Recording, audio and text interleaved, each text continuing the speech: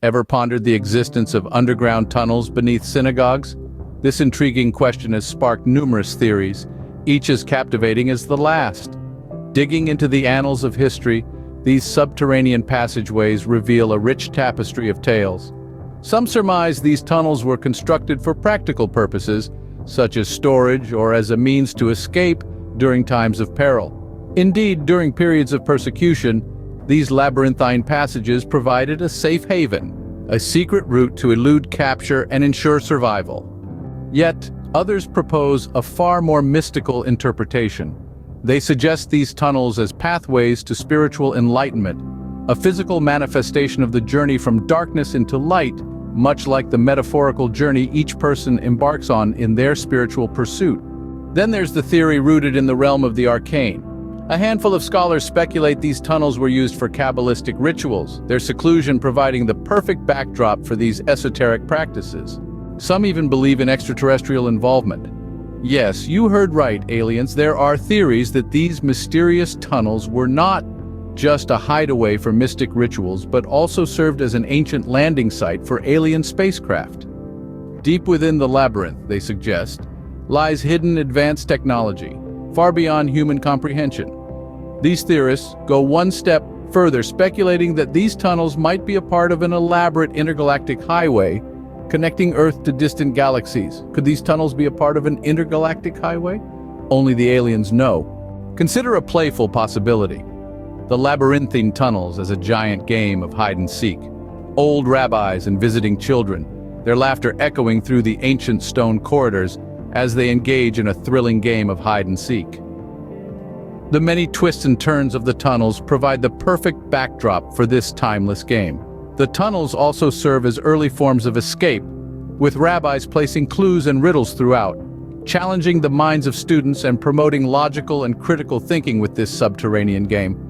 Consider the tunnels as secret passages for surprise gift-giving, with a rabbi popping up from a hidden entrance, bringing joy to his neighbors with unexpected presents.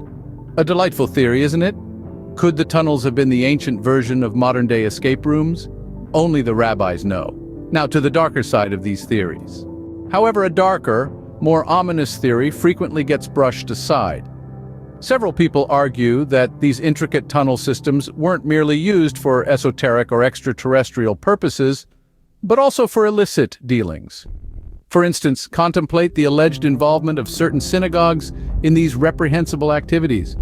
Historical records and investigative reports suggest that these tunnels may have been used for human trafficking and even child abduction.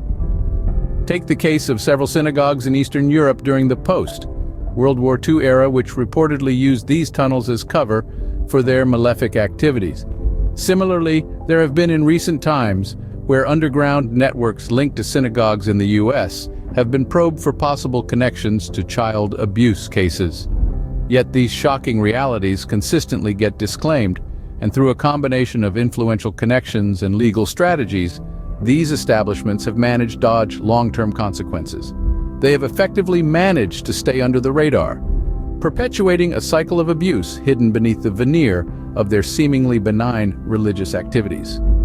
This disturbing truth of these underground paints a chilling portrait of exploitation and victimization, seemingly endorsed by institutions we place our trust in. It serves as a stark reminder of the depths to which humanity can descend, concealed beneath the facade of our everyday world. But why do these crimes happen under the guise and protection of synagogues? Why are these religious institutions, which are supposed to be pillars of moral righteousness, too often found at the epicenter of such heinous activities? Firstly, the deeply rooted religious meaning associated with these places provides a perfect cover for these illicit activities. The sanctity attached to such places, the reverence they command in society, and the trust they enjoy from their followers all contribute to creating an environment where such transgressions can be concealed with ease. Moreover, a potent factor that often goes unnoticed is the role that higher authorities in the religious institutions, like chief rabbis, play in this dark charade.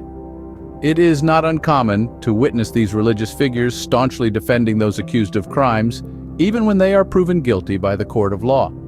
This disregard for justice not only tarnishes the image of these leaders, but also of the institutions they represent. It encourages the continuation of such activities, further entrenching the culture of illegality within these religious spaces. Secondly, the power and influence wielded by these institutions cannot be underestimated. They have resources to keep their activities hidden, to manipulate narratives, and to escape legal scrutiny. Their clout within the community and the fear they instill provide them with a protective shield, allowing them to operate with impunity.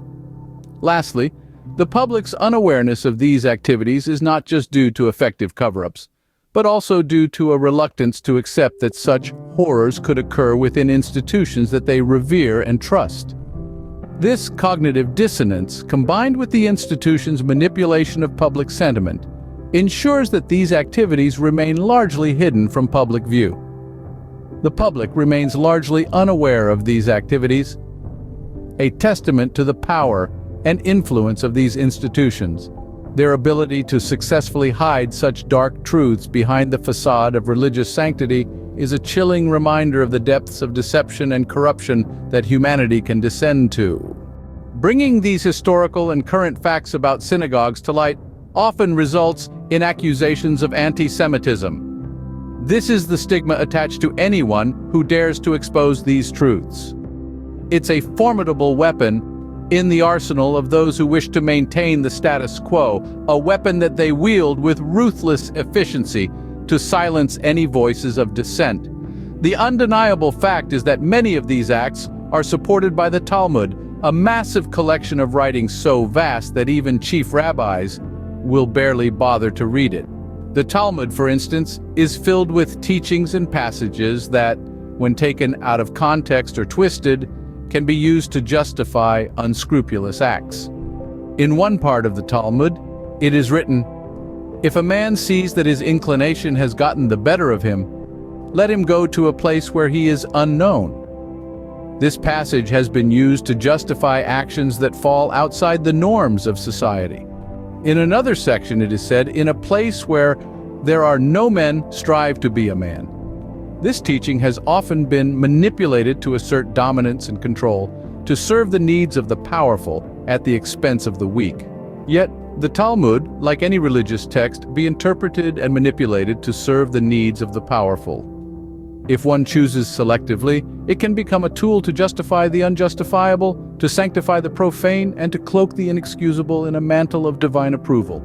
The label of anti-Semitism is a potent tool wielded by these institutions. It's a catch-all term used to deflect criticism, to stigmatize those who seek the truth, and to perpetuate a cycle of silence and compliance. This label serves as a convenient shield, protecting these institutions from scrutiny and allowing them to continue their deplorable actions unchecked. The label of anti-Semitism is often used as a tool to silence critics, maintain the status quo, and keep these dark truths hidden from the public.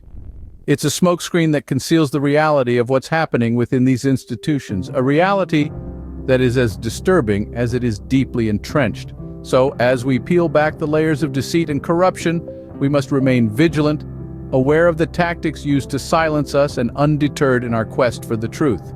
Let's delve into a controversial tradition. Metziza b'peh, ancient Jewish ritual performed during a circumcision ceremony, involves the mohel, or circumciser, using his mouth to suction blood away from the baby's wound. This practice, rooted in tradition and faith, has sparked controversy due to health risks associated with it. Critics argue that the practice exposes infants to the risk of herpes and other infections. This has led to attempts to outlaw Metziza b'peh, igniting a fierce debate about religious freedom and public health. The Jewish community, however, has shown resilience and commitment to maintaining this tradition, viewing it as an integral part of their faith. This dispute highlights the broader issue of how religious texts like the Talmud are interpreted and used to justify certain practices. For the Talmud states that every drop of blood that leaves the body is harmful. This has been used to justify Metziza b'peh, arguing that it ensures the infant's health and well-being. But like any religious text, the Talmud can be interpreted in many ways, and its words can be used to justify practices that are considered unacceptable by modern standards. For instance, passages that seem to condone slavery or the subjugation of women have been used to justify such practices in the past. The Talmud, like any religious text, can be a mirror reflecting the views of those interpreting it. It's important to remember that the interpretation often says more about the interpreter than the text itself. As we continue to question and scrutinize these practices, we must strive to expose the manipulative interpretations imposed upon the sacred texts, revealing the sinister intentions behind these rituals and traditions. However, despite the recurring accusations and the health risks associated with the practice of metziza b'peh, mainstream media often turns a blind eye, attributing these claims to a tradition of blood libel. This term, deeply rooted in history, refers to the anti-Semitic myth that Jews use the blood of Christian children in their rituals. But let's be clear, this is not purely about metziza b'peh, which is just a minor example. This is about a much larger issue: the synagogue-associated offenses that are persistently swept beneath the carpet. The notion of Jews constantly being victims of false accusations and blood libel is a narrative that has been meticulously shaped to guard their sustained questionable activities. It's time to interrogate the motives behind the swift dismissal of these claims without a comprehensive probe.